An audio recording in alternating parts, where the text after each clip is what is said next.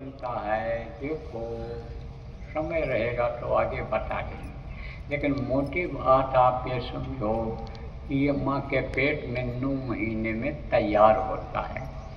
ये जो है भगवान का बनाया हुआ, ईश्वर का, ये गुरु का बनाया हुआ, समझो उनकी दया से बना हुआ ये सबसे नायाब, जिसको कहते हैं मस्जिद है। इसी को फकीरों ने मानव शरीर को मस्जिद कहा है, जिस्मानी मस्जिद कहा है, इसी को मानव मंदिर कहा है, इसी मनुष्य शरीर को गुरुद्वारा कहा है। और ये भी बताया है कि इसी पे थापर मुल्ला बाग ने क्या बहरा हुआ खुदा है, इसी पे वो यानी इसी में वो बैठा हुआ है, इसी मनुष्य शरीर में ही। घट में तीरथ, घट में देवता, घट में सृजनहारा है। मीराबाई थी यहाँ की, मीरा ने क्या कहा, घट घट मेरा साइया सुनी सेज न कोय, बलिहारी व घट का या घट प्रगट होए। आप ये समझो कि सुनी सेज कोई है ही नहीं जहाँ वो ना हो। तो वो कहाँ पर बैठा है, सबसे ऊंचे शिखर पर, यहाँ पर बैठा है, इस जगह पर। तो अब आप कहोगे भाई भगवान तो एक ही है, परमात्मा भगवान जिनको कहते हो परमात्मा तो एक ही है, तो सबके सिर पर कैसे बैठेगा, ये कैसे हो सकता है।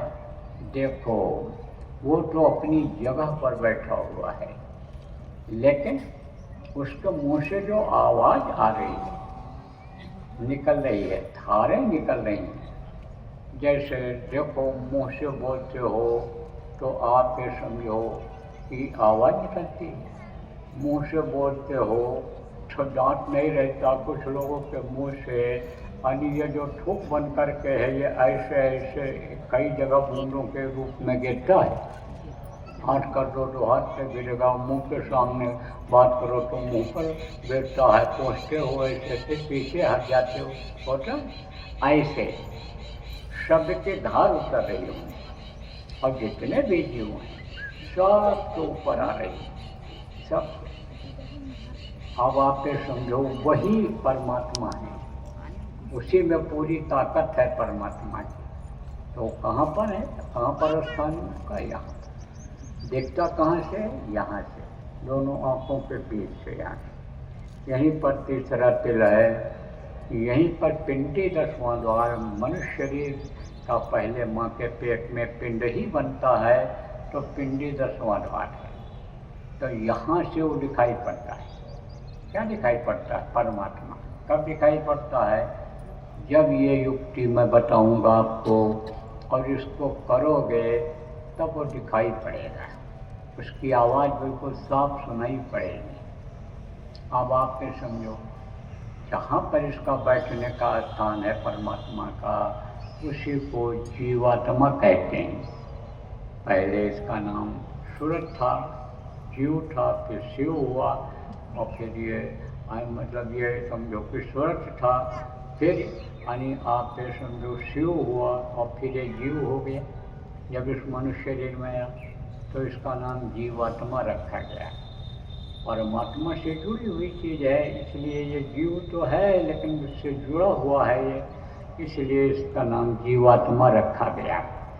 अब ये जीवात्मा है, और ये जो मन है आपका, मन के बारे में सब जानते हो।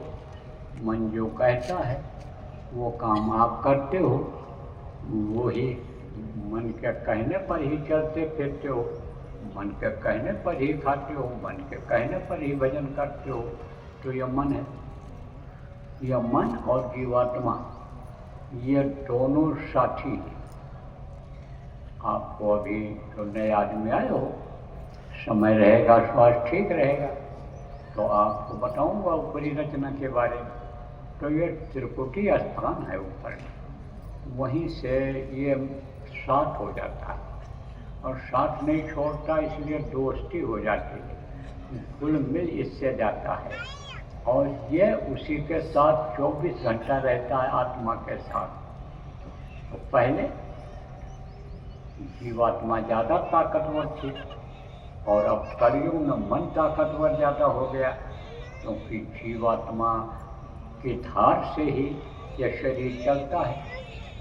जीवात्मा की धार इधर आँख में आती है और इधर आपके समझो कान में आती है, नाक में आती है, मुंह में आती है, कान से मुंह में आती है और फिर यहाँ धार पहुँचती है कंठ में, हृदय में, यहाँ नाभि में और यहाँ पेशाब लेटरिन के मुकाम पर पहुँचती है। उसी धार से शरीर चलता है। इसकी रचना ऐसी है, यह 5 तत्वों से बना है। चित जल पावक गगन समीरा, पंच ऋषि जिहादन शरीरा, 5 तत्वों से ये बना है। तो इसकी रचना इस तरह से हुई है, इसकी रचना इस तरह से हुई है। तो अब आप ये समझो इसी से ये शरीर बना है। तो अब इसमें और भी अंग हैं, समय ज़्यादा हो रहा है।